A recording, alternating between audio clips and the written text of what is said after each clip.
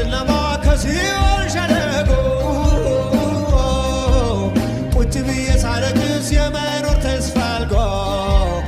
ኢየሱስ የሚባል አንድ ወዳጅ መጣልኝ አንተ እኮ የኔ